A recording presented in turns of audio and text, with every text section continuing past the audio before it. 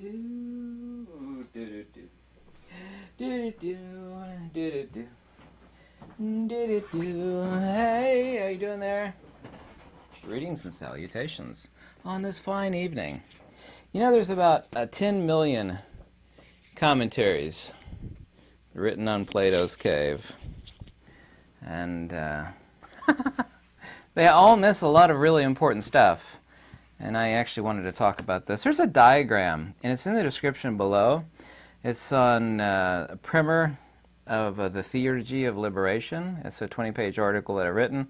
And on the very last page, there's a diagram that you could actually follow along with in talking about this. But first I'd like to go over Plato's cave, and then I made a more simple diagram, which is on the last page of that free article that I wrote for you. The primer of the Theurgy, primer of Theurgy of Liberation. Excuse me. There we go. Sorry about that. I just wrote the article. I was trying to remember the title again. All the commentary that's written about. I'm going to edit that out. All the commentary that's written about Plato's cave. There've been more than a few things actually missed. The important one, however, is something that, and I've looked over all the commentary on Plato's cave. Some of the people capture the fact that there's a first hypothesis, a second hypothesis, and then they only a couple actually differentiate out that, of course, the sun outside of the cave in Plato's cave is a reference to the agathon, or the one, or the monad. And by the way, this particular section of Plato's Republic on the cave, and also to Plato's Republic 509d to 511, which is a divided line section, where I discovered a big secret, and the Timaeus and the Parmenides, and some other stuff of Plato's is actually not original Plato. It's actually in a much older form of Greek. It's attributed to Plato, but Plato nor Socrates actually penned it. No way, no how, but it is attributed to him.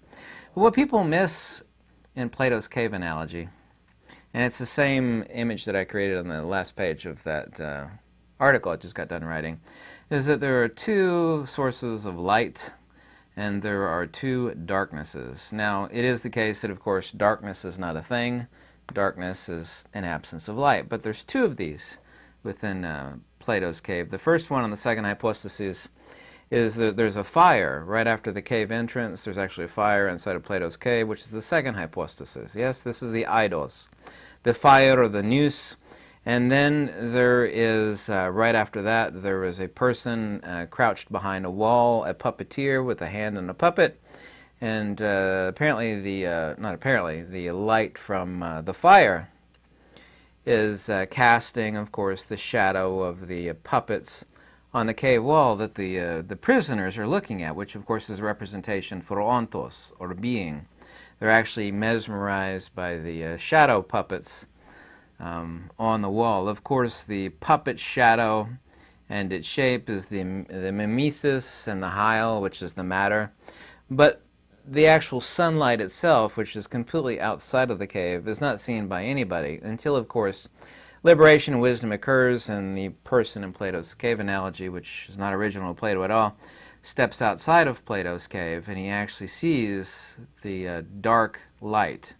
This is the first light spoken of. The second light, of course, is the second hypothesis. That's just inside the cave mouth, which is the fire, which is the illumination for casting the shadow.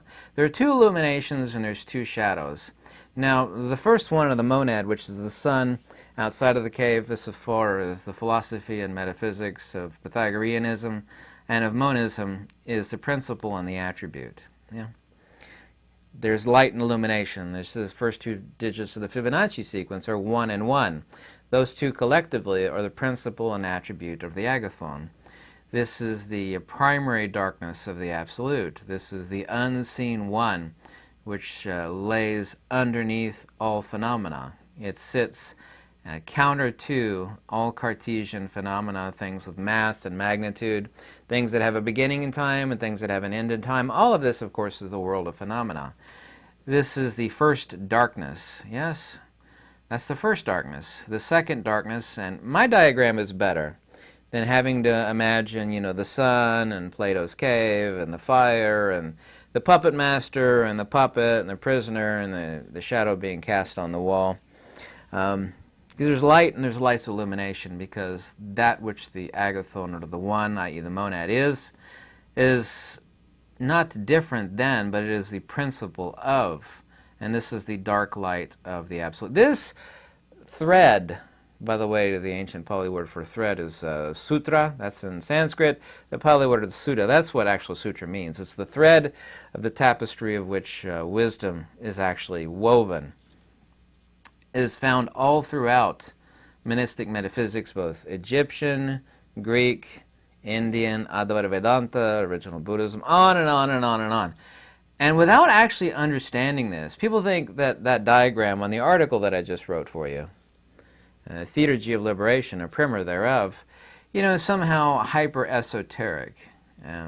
But it's not. I give a brief description above it. And if you look at it, it's not meant to be cryptic. The only thing or reason why anything in metaphysics is cryptic is that people lack the intellectual faculties vis-a-vis wisdom and insight to see what is being said, but not said verbally, what is being communicated on a different level of understanding.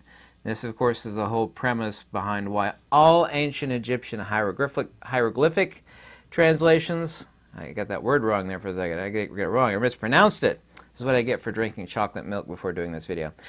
All translations of Egyptian hieroglyphics are just horrible. It's like reading stereo instructions. They're just horrible. Horrible. Have you ever read an Egyptian translation of the Book of the Dead or anything else? It just reads like garbage. It might be descriptively mostly accurate, but it doesn't tell you anything. It doesn't inspire you in any way. You have to understand that was not the lingua franca of the Egyptian people. That was the metaphysical language of the priest class. You actually had to have a special understanding. Your common roaming doofus of ancient Egypt could not make head nor tail of the Egyptian hieroglyphics. That's not my opinion, that's a fact. It's a totally different language. Well, that's ancient Egyptian. It's like, yes and no, it was not. It was a metaphysical language of the priest and the hierarchy. It was not the everyday language of Joe Blow in ancient Egypt talking about baking bread and going to work. It was not. So you actually have to understand the symbolism. But anyway, there's two darknesses. There's the darkness, of course, cast by matter. Yeah? This, of course, is a lower representation of something higher. And, of course, all of these darknesses are not things themselves. They're an absence of a thing in the lower, but not the higher. In the case of the higher, the darkness thereof is regarding the principle, because nobody ever sees light as an analogy. Not a perfect analogy, but 99% perfect analogy. Nobody ever sees light. They see illumination. What we see is the extrinsic attribute of light, which goes forth. That which the good is, its attribute is that which the good does, which is the good and the good, light and illumination. The agathon and its attribute. The darkness of the principle of the one. This is the primary first darkness. The secondary darkness, of course, is a worldly representation, which goes no further than mass and magnitude. In this case, of course, it's the shadow that's cast by the puppeteer who has the fire behind him, which is the second hypostasis in Plato's cave, which is cast on the wall. Of the thousands, and there are literally thousands, of commentaries written about Plato's cave, all over the place, everywhere on the internet, and countless thousands of books, nobody ever says this fact. Well, Plato's cave means this, or this. And there's two really important things. There's the two lights, and there's the two darknesses. There's the sunlight outside of the cave, and of course the other light is the second hypostasis of the fire. And there's the two darknesses. The shadow cast on the wall, because representation is no greater value in the phenomenal world than the absence thereof. The darkness, or the actual line of the phenomena, is cast by the puppet, which of course is cast because it's blocking the light of the second hypostasis, or the fire. So there's the two lights and there's the two darknesses.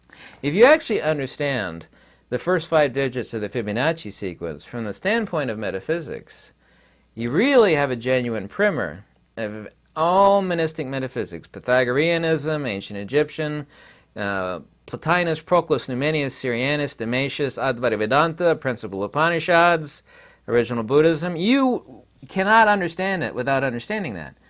And I do mean that literally, by understanding the first 5 digits of the Fibonacci sequence, 1, 1, 2, 3, 5.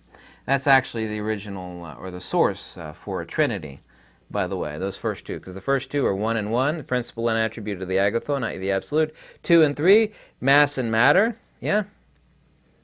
Number 4 is not present, because number 4 is time. Time is not a thing. Time doesn't exist. Time is only a measure. There's a reason. Every ancient culture said time is the number 4. And what's the only number not present in the first 5 digits of the Fibonacci sequence? Number 4. Number 5 is the consubstantiality between the first two. Yeah? You have matter and magnitude, and you actually have the spiritus sanctum. The consubstantiality between those two, the interlocutor of which for life is water. We have ontos, sort of being, i.e. life. Yeah? By understanding that fully and truly, then you actually have a primer of what is being said. This is the reason why all translations of Plotinus are bad. Not just because they don't know that, but they don't have the primer for what is being said of the monistic metaphysics of the Enneads of Plotinus, or even that of Syrianus, Damascius, Proclus, Iamblichus, on and on and on, because they're just different ways of saying the exact same thing regarding monistic metaphysics. So, anyway, take a look again at Plato's Cave. It doesn't even take someone 20 minutes to read like Benjamin Jowett's translation, the best translation. He's the most prolific ancient Greek translator who ever lived. That would have been Thomas Taylor, reading 20 minutes to read Plato's Cave analogy.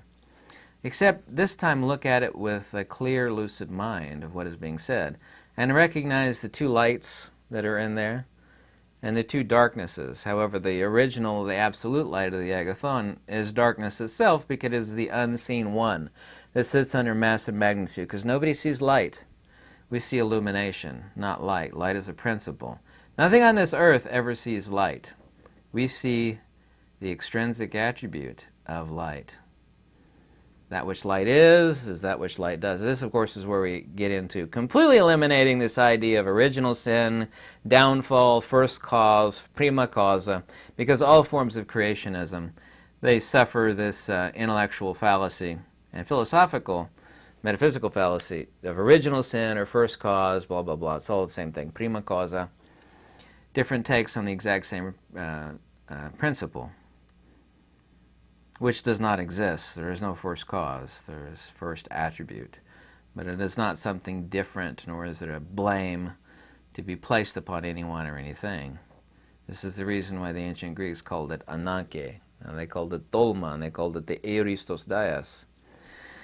Anyway, if you understand the two darknesses and the two lights, and you understand the first 5 digits of the Fibonacci, and all of these things are just one thing. They're just different ways of looking at that thing. No one's ever said this before in any video, in any book. I'm not regurgitating something I read somewhere else. Literally nobody says this stuff. Of the thousands of commentaries on Plato's Cave, and there are many thousands, literally, nobody says this fact, and it's really important, and it's necessary to actually have a fundamental understanding of what's being said in monistic metaphysics. Anyway, I hope you liked this video. If you get any questions, let me know. Send me an email. Yeah? Thanks for watching. Lux Everitus.